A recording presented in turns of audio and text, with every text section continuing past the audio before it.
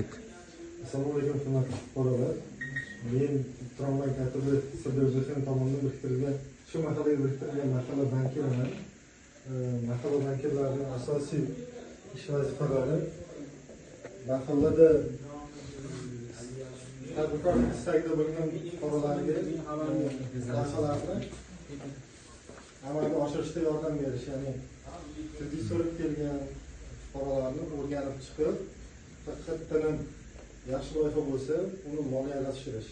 Hozirgi kunda bankimizda uch turdagi kredit produktlarimiz mavjud. Ya'ni biznesga birinchi qadam kredit produktimiz o'zimiz band qilgan jismoniy shaxslarga 3 yil muddatga 25 yil foiz stavkasi bilan 25 million so'mgacha ajratiladi. Ikkinchisi mahalla loyihasi degan kredit produktimiz. U ham xuddi shunday o'zimiz band qilgan jismoniy shaxslarga 4 yil muddatga 25% bilan 50 million so'mgacha ajratiladi. Yaqinda yangi kredit produktimiz ochildi.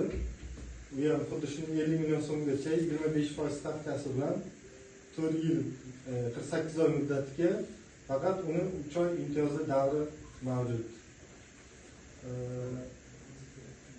Undan tashqari o'tgan yili ajratilgan kreditlarimizda yaxshi loyihalarimizdan bu yilga qo'llab-quvvatlash vazifalarimiz bor.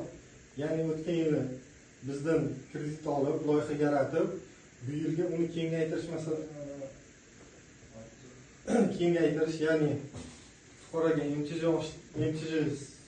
oshtirish, katta sifatli ro'yxatdan o'tib, doimiy ish o'rni yaratib, yanada ham loyihasini kengaytirib, moliyalashtirish vazifasi qo'yilgan.